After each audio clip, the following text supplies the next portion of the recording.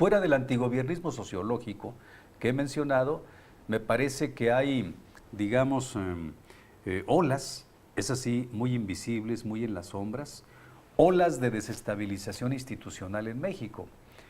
Una de esas olas, quisiera yo situarla muy claramente, en los 4 estados del Pacífico mexicano, donde tiene una sólida presencia la Coordinadora Nacional de Trabajadores de la Educación, comenzando por Oaxaca, siguiendo con Chiapas y siguiendo con Guerrero, y desde luego terminando esta lista no negra, sino crítica en Michoacán. Yo diría que ahí se ubica una de las coordenadas fundamentales de la desestabilización del país. Esta desestabilización se da evidentemente por motivos educativos, porque hay una, digamos, inconformidad de parte de un sector amplio del magisterio y un rechazo, a veces me parece irracional, a veces me parece informado y fundado, hacia la reforma educativa y hacia el examen de evaluación docente. Este rechazo de la reforma educativa y de la evaluación docente me parece un rechazo, digamos, no adecuado, me parece no recomendable, porque el país, cualquier país, tiene como motor de su desarrollo la educación, y el motor dentro del proceso educativo suele ser el profesor, el educador, el maestro que está frente a grupo, y desde luego el maestro que a través del proceso administrativo o a través de los procesos de planeación, de alguna manera incide en los contenidos de la educación. Y si el maestro es el motor del proceso educativo, y si la educación es el motor del desarrollo de un país, de cualquier país, me parece que estamos perdiendo una oportunidad valiosísima como mexicanos para dar el brinco y la fuga hacia adelante, para ser más modernos cada día, para ser más parte del mundo y tener menos, digamos, menos círculos viciosos y tener menos círculos de mediocridad como mexicanos. Yo sí la veo, la reforma educativa, como una oportunidad de alcanzar el futuro inmediato y como una oportunidad de vincularnos eficientemente con la modernidad. Pero estos sectores magisteriales intransigentes que descalifican a priori la reforma educativa y la evaluación docente, me parece que están pensando en términos no pedagógicos, en términos tampoco educativos. Me parece que están pensando en términos del asalto al cielo, esta vieja utopía que se tienen en algunos grupos intransigentes y radicales de Latinoamérica, y me parece que están pensando en términos de focos de agitación guerrillera. Quieren doblar al Estado, quieren doblar al gobierno, y yo me pregunto si esto le conviene a México.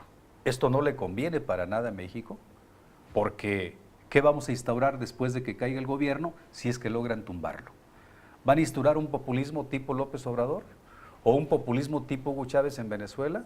¿O van a instaurar una dictadura tipo Fidel Castro en Cuba? ¿Tipo Raúl Castro en Cuba?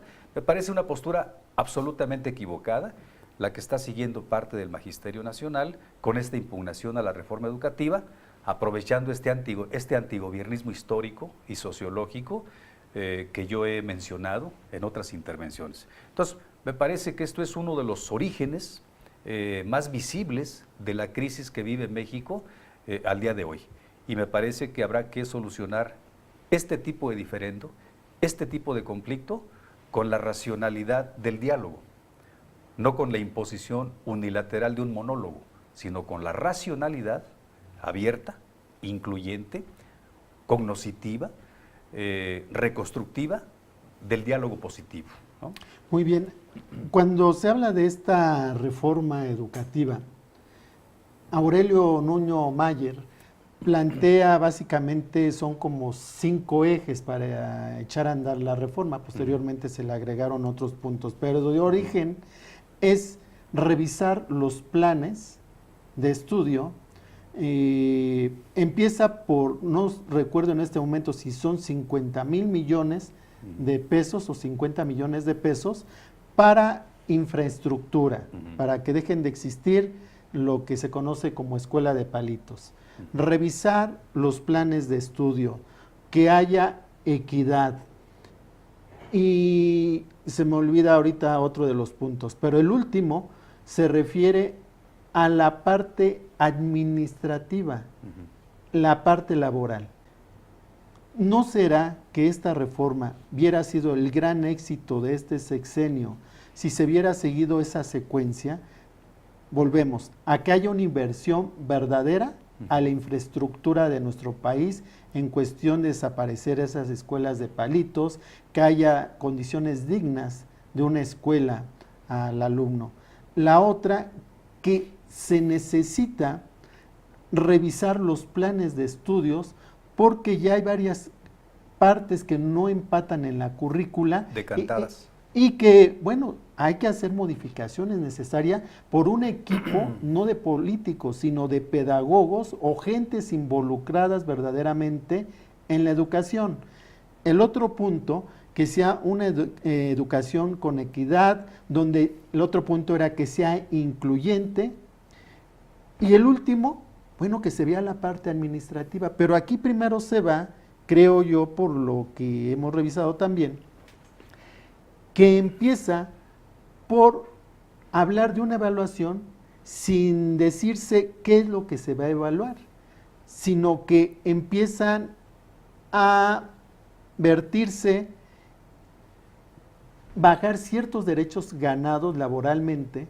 Entonces cualquier persona con determinados años de antigüedad, pues dice, ¿cómo voy a perder yo estos beneficios que han sido ganados en base a la sangre, a la lucha? Estamos hablando de Cananea, Río Blanco y los mártires de Chicago.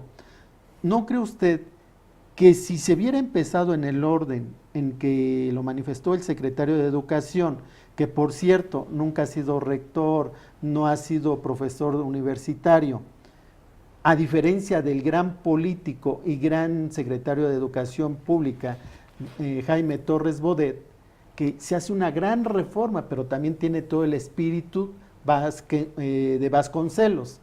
Entonces, ¿no cree usted que haber invertido y empezar por decir, estos maestros no trabajan, estos maestros tienen poco conocimiento, se empezó como a enfrentar a este magisterio con estas dos alas muy visibles, que es el CENTE y la CENTE? Una reforma educativa es, por naturaleza, una reforma integral de la educación. Y como reforma integral de la educación, debe tener, como bien se contempla en toda la reforma educativa, varias etapas. Debe tener varias fases en las que debe irse reformando, remozando, cambiando, adaptando cada una de las partes importantes de todo lo que es la concepción de la educación en México. Entonces, una reforma educativa integral tiene que tocar el asunto de los perfiles de los profesores que están frente a grupo. Tiene que tocar, desde luego, la funcionalidad y la gestión administrativa, si es buena o es mala. Si es mala hay que mejorarla. En Michoacán es pésima esa gestión administrativa. No lo estoy inventando, ahí está la realidad. Conocemos la Secretaría de Educación, conocemos la Universidad Michoacana. Es pésima la gestión educativa en Michoacán, en términos generales, y puede ser que no guste esto que estoy diciendo, pero los politólogos no hablamos para gustar. Los politólogos hablamos, básicamente, creo yo, pues para remover ideas muy habituadas, ideas muy preconcebidas que tenemos sobre la realidad, y tener la posibilidad de reformular esas ideas y esos enfoques y esas visiones. Bueno, la reforma educativa en México tiene que ver los perfiles de los profesores, y me parece que en el caso de Michoacán está más que demostrado, y es un dato que maneja la propia Secretaría de Educación del Estado, la propia Secretaría Federal de Educación, la propia Secretaría de Hacienda y la Secretaría de Gobernación. Está acreditado el dato de que hay entre 11 y 15,000 aviadores en Michoacán. Entonces, esto es inconcebible en cualquier sistema educativo. Estos entre 11,000 y 15,000 aviadores que se desenvuelven bajo la figura de comisionado sindical o comisionado administrativo o comisionado de la autoridad, estos aviadores le significan al erario público del Estado poco más de 1,000 millones de pesos, pero 100,000 millones de pesos. Esto le significan anualmente al erario público de Michoacán. Entonces, esto no puede continuar así. Si continuamos aplaudiendo o consecuentando este tipo de desórdenes que primero hay que reconocer que existen para poder corregirlos. Si los consecuentamos, no vamos a modificar nunca los parámetros de rendimiento y de desarrollo educativo del Estado, y desde luego no se estará en posibilidades de cambiar un ápice, un sistema educativo que tiene demasiadas taras. Esto sin entrar a otras etapas y a otras fases que comprenden una reforma educativa integral. Pero revisar la currícula y revisar el perfil de los profesores me parece un asunto central, porque el profesor es el motor del proceso educativo, porque es el que está frente a grupo, es el que moldea las mentalidades y es el que inocula la formación de los futuros ciudadanos de México, de los niños de hoy que mañana serán los adultos después de 18 años y que serán después los que tengan los puestos gerenciales, los puestos de trabajo, funciones directivas o incluso que lleguen a ser diputados o senadores o gobernadores. Entonces, yo creo que revisar la currícula, revisar el perfil docente, académico, profesional de la planta educativa de Michoacán es fundamental como condición para avanzar plenamente en el establecimiento de la reforma educativa. Entonces, yo creo que por ese lado sí es muy defendible la reforma educativa, pero no solamente por ese lado, por el lado de las irregularidades administrativas que se han dado. ¿Le parece bien que esa parte la veamos en el otro segmento? Con todo gusto. Muy bien, amigos, no te vayas, estamos aquí en tu programa Sin Comentario, un comentario pensado, hablando de la crisis de México. ¿Dónde se está hilvanando y qué surcido se está haciendo a nuestro México? Regresamos.